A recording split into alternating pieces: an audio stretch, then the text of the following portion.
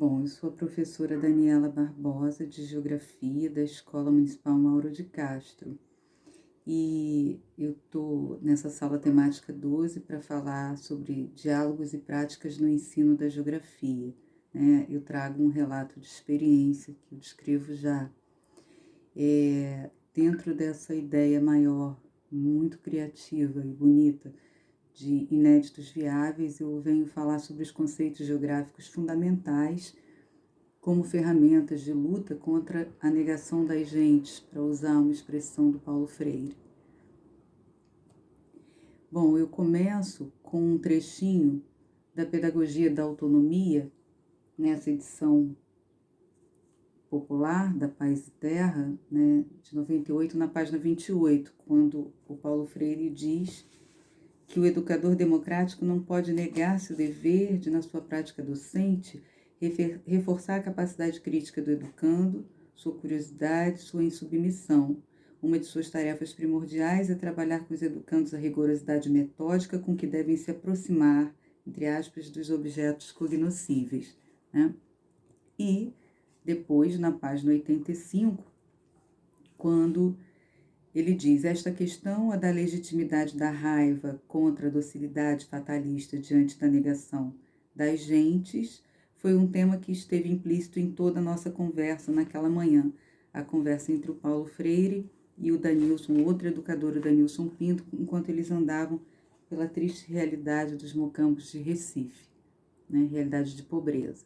Bom, nesse relato eu trago a experiência acerca de diálogos e práticas no ensino da geografia e mostro o trabalho com os conceitos geográficos fundamentais por meio de 2 filmes assistidos e debatidos com os estudantes de 2 diferentes anos de escolaridade da Mauro de Castro.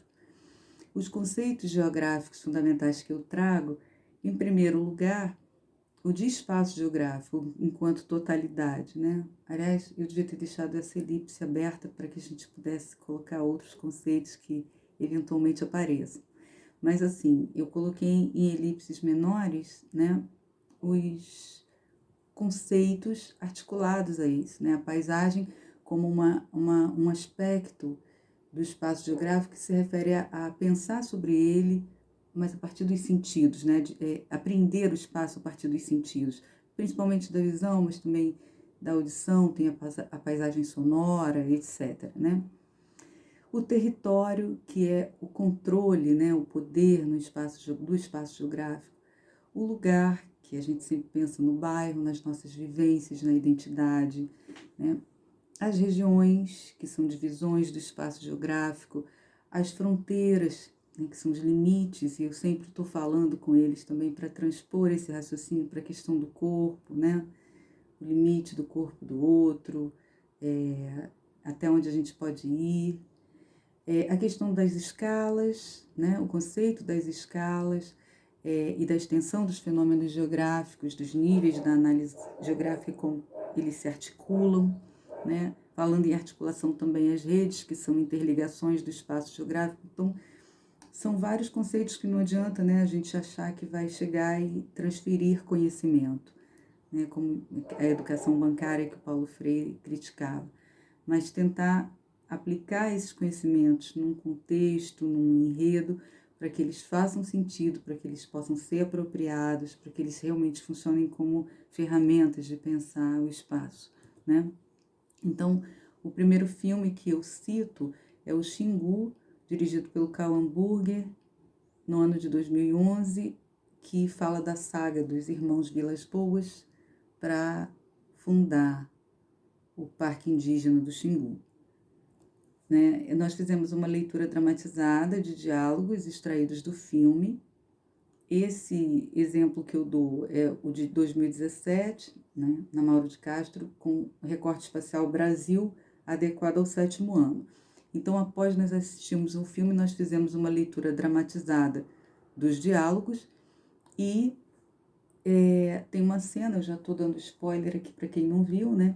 Depois do extermínio dos índios Trumai, o Leonardo Vilas Boas diz, muito transtornado, assim, o que funciona é cercar as aldeias e não deixar branco nenhum entrar. E o médico Noel Núteus, que está lá vacinando, dando assistência aos indígenas, diz: isso o Rondon já faz, só que com reserva pequena. Adaptar o índio à civilização é um jeito de trazê-los, mas não acho que isso funciona. E aí o Cláudio Vilas Boas retruca: não funciona. Os caiabis, por exemplo, trabalham para os brancos há muitas gerações e estão espalhados. Se não juntar, vão se perder de vez, e rápido. Aí o Noel diz: civilizar é o jeito mais rápido de acabar com eles. E o Cláudio: o que tinha que fazer era separar uma área grande, quase um país. Então está aqui a questão da extensão, né, do fenômeno. E eles vão percebendo. E aí o Orlando diz: é isso, um lugar onde eles fiquem resguardados, protegidos.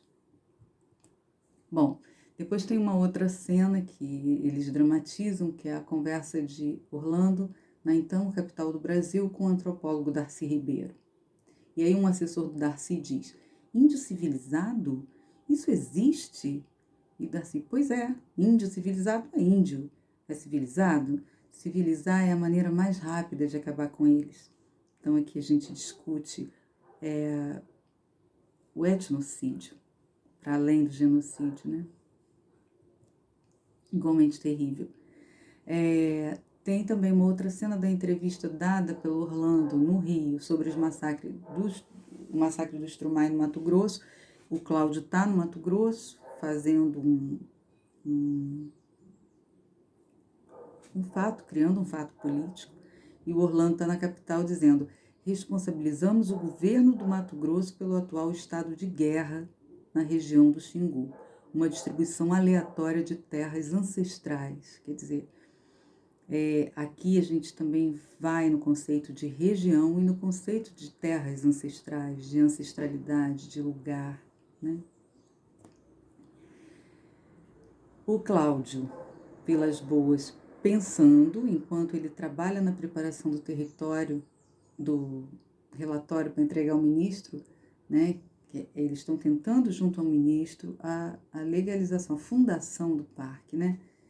E ele diz: eles nunca tiveram fronteiras, mas agora a fronteira era a melhor coisa que eles podiam ter.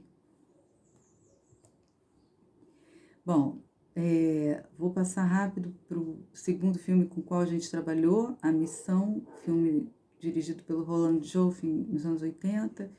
E eu nunca pensei que um filme dos anos 80 fosse fazer tanto sucesso com eles, mas é um filme muito bonito, muito bom, de bom roteiro, com bons atores, né? Uma música linda do Ennio Morricone, e deu super certo, né?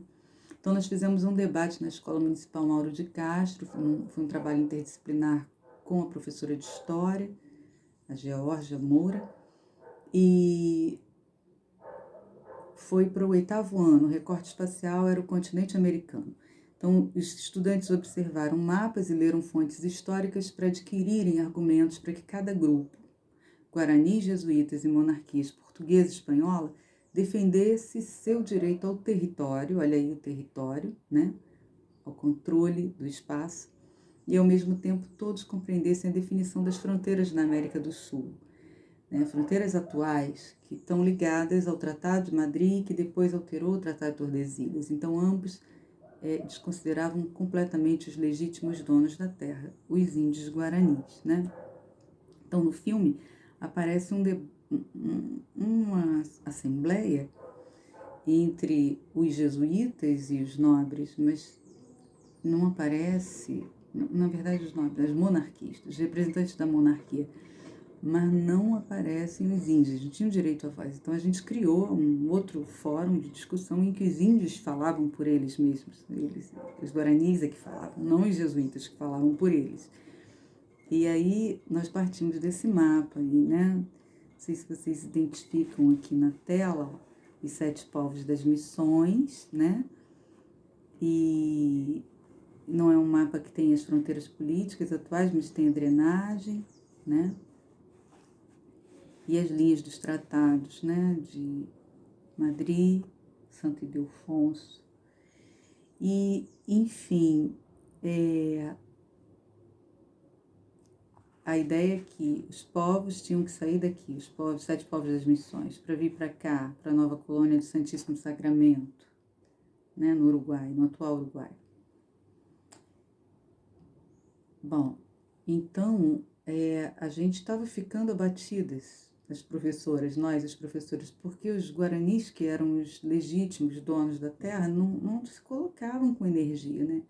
Então, um grande decisivo momento foi quando o aluno, ex-aluno nosso de Mauro de Castro, o Gustavo Menezes, está com uns 22 anos agora, ele fechou o punho, estendeu assim e disse em Barani: Coíve, Guereco e Ara, essa terra tem dono. Não adianta monarquistas e jesuítas discutirem isso. Quem fala isso somos nós, né? Os indígenas. Estou até emocionada de lembrar. Bom, naquele mesmo ano do nosso debate, 2012, os estudantes comentaram meio estarrecidos que esse massacre da missão não aconteceu só lá atrás, né? Mas, infelizmente, ele não deixou de ocorrer. E todos vocês aqui devem lembrar da carta de denúncia que os Guarani Kaiowá do Mato Grosso do Sul escreveram contra a justiça brasileira, que deu reintegração de posse das terras ancestrais deles a fazendeiros da região. Então, um trechinho da carta. Entendemos claramente que essa decisão da Justiça Federal de Naviraí, Mato Grosso do Sul, é parte da ação de genocídio e extermínio histórico ao povo indígena nativo e autóctone do Mato Grosso do Sul, e isto é, a própria ação da Justiça Federal está violentando, exterminando as nossas vidas. Queremos deixar evidente ao governo e à Justiça Federal que, por fim, já perdemos a esperança de sobreviver dignamente, sem violência, em nosso território antigo.